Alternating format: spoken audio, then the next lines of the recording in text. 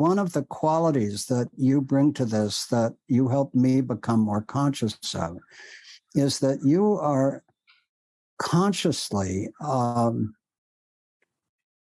student of, and in fact, a master ritualist.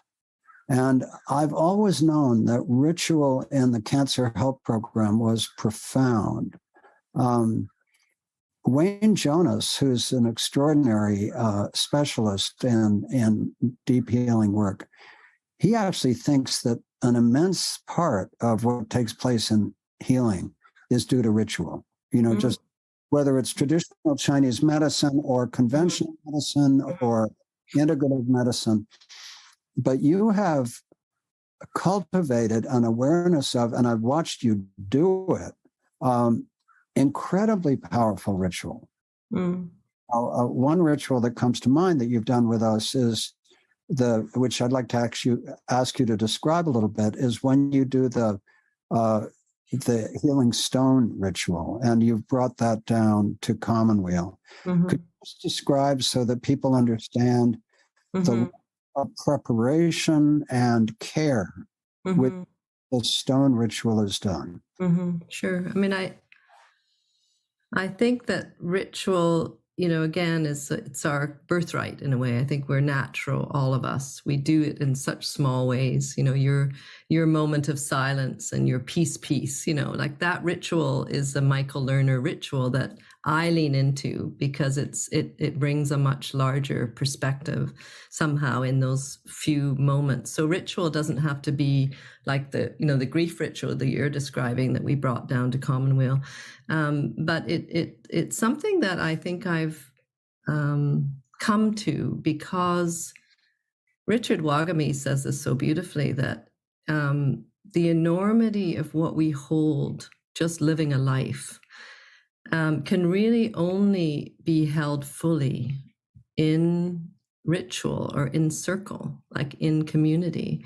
So and as our world, as you well know from all your work with the polycrisis and what we're all living with today, I do believe more and more that we're going to need, and we do need, community and circle and ritual to hold our own lives and what we're carrying, and the lives of the global life that we're all very much aware of. So I think ceremony to me is a way of being able to hold and express deeply. But it contains the expression, because I think free expression of emotion such as grief, it can the big fear, and Francis Weller, of course, is such a master at this, but says that you can get overwhelmed by grief, and that's the fear of going into the territory of grief, or you can be too constrained because of that fear. So it's like overwhelm versus restriction. So ceremony allows you to contain the emotions of grief, and to use what I think of as these beautiful gifts of nature. So we use a lot of gifts of nature to help us with these rituals. So in the ritual that you're talking about, Michael, when we came down to Commonweal, we had 40 people in the room doing a grief ritual. And just a shout out to Alison, who's on the line, my colleague here, who's our art director and a huge ceremonialist in her own right. We spent the evening before we set up when we were setting up the rituals, what you were saying about the care that it takes to set up a ritual is very, very important. Even if you're putting a candle and a centerpiece in the middle of a healing circle, you do that with a lot of specificity and, real thought and care, because it really matters, that holding that sacred center. So I can remember we were up late because we brought a whole bunch, we got Mary Liz, who lives close by in Mill Valley, or did at that time. She went to the quarry and got all these river rocks. And so there we were sorting river rocks because we wanted to have a certain number, because we had 40 people and you're trying to hold a circle for 40 people's grief. So we were laying them out and we'd shift. And then at one point the carpet wasn't straight, so we took them all off. And we laugh at ourselves, but there's something about that. And I go back to the placing the standing stones. Did they say which one should go in the center, and which ones at Callanish should go in this part of the circle? Like, it's a very intuitive process of setting it up in a way that then somehow sets a kind of energetic, is how I think of it. And we have the big kind of cauldron that we had brought down from Callanish, which holds, it's an Indian puja bowl that holds, again, offerings, and it holds water, and it's in the center of this beautiful circle of stones that, beautiful colors. And then, and again, this ritual has evolved over time. We used to do it with paper.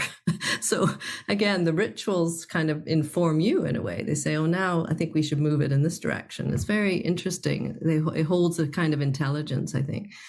And so we were able to sit, and you were in that circle that day, Michael, with people that we didn't know necessarily, which again can feel risky. What are people carrying? Are they carrying trauma, PTSD? Like, can we trust grief enough to say, bring it here and we'll hold it, to our heart and say holy, which is really the invitation. So with the rocks, we just invite people to name their losses. So losses and griefs, it could be of people, of aspects of yourself, things that you've had to let go of and that will never be coming back, things that you're temporarily letting go of. And so people would take 6 or 8 or 10 rocks and write a word. And what I think that does is it takes what's inside and it starts to shift it outside in awareness. So then you see the rocks, you hold the rocks, and they have words on them, and you say, oh, there's my loss. So you're beginning to hold your own losses in a way that you can see and understand them. You're saying, here are this is my load, And I remember the man who had to grieve his 3 comrades who he had fought with in the Vietnam War, and Billy, and his, he gave me permission to tell his story publicly, and I wrote about this. But, that was a profound moment in that circle where this man who had carried the death of his 3 friends, and he had 3 rocks only in his hand. I remember looking at him. I'd never met him before, but I could feel the weight of those 3, and they had the names of his 3 friends. And I can remember the moment where we invited people to, if they wanted to, place the rocks together in this water. Of course, water is such a beautiful symbol of sadness and tears.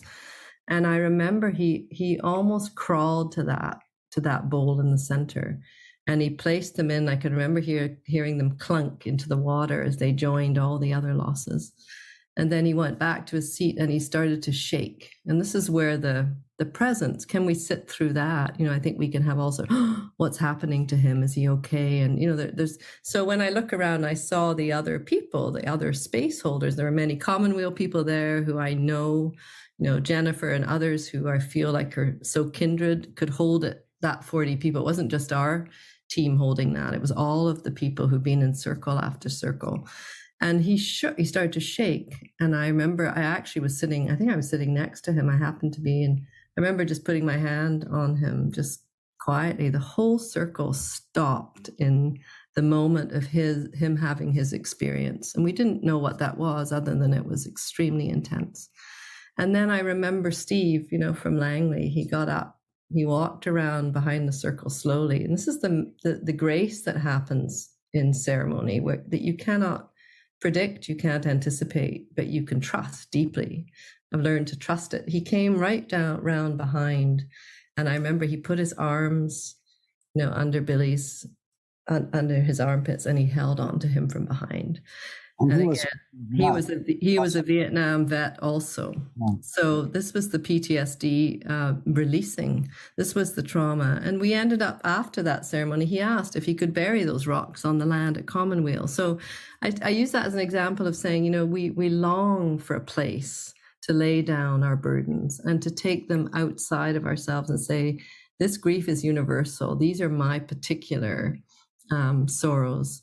But these are yours, and I want to hear about them. I want to receive them, even if it's in a rock, even if it's, in words. So these ceremonies, they seem to be coming now more and more for us here at Callanish. And I really honor them, the way that they appear in our midst. And I think that, again, in the creative mind, I often think of Smith Center as my creative inspiration.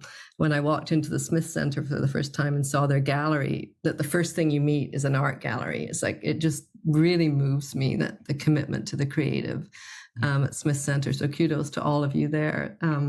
Just that this creative force is really the life force. And it's so you can be very, very ill and you can touch a piece of clay, or you can, put color on a page, and you can feel your connection to your life force, which I think is what the retreat does so often. It helps people reawaken their senses. So they do this work of uncovering the layers, letting down the burdens, and then suddenly in behind that comes an energy of inspiration, an energy of, there's a kind of waking up. And so the joy is really close behind that, behind that or underneath that pain. So if we truly, even if it's one-on-one or in a circle or in all the ways that we do, hold a space for people to lay down what they need to, then they meet themselves, because they can then begin to trust their own emotion, their own, their own ability to touch this tender and difficult, these difficult aspects of life, incredibly challenging aspects of life. And then they remember the other aspects they still have that have gone missing. So we see that so much. I'm sure at Commonweal, I know at Commonweal, the joy, something else starts to move. This connection to life. And so if we can die with a connection to life, what an incredible thing to know ourselves at the end of our life, and to know who we are, and to know that we can trust the depth of our emotion. And so ceremony just creates a very sacred space for that, for the holding that we do in every circle, in every group. And I think the ceremony just adds a layer, I think, of safety and beauty, which I think helps everything. And then this kind of courage that comes when people go before us to say, here are my sorrows. Oh, okay, maybe I can put my sorrows in the circle with courage. We give each other courage. So that's a long answer to your question about ceremony, but it's truly capturing me more and more as I get older.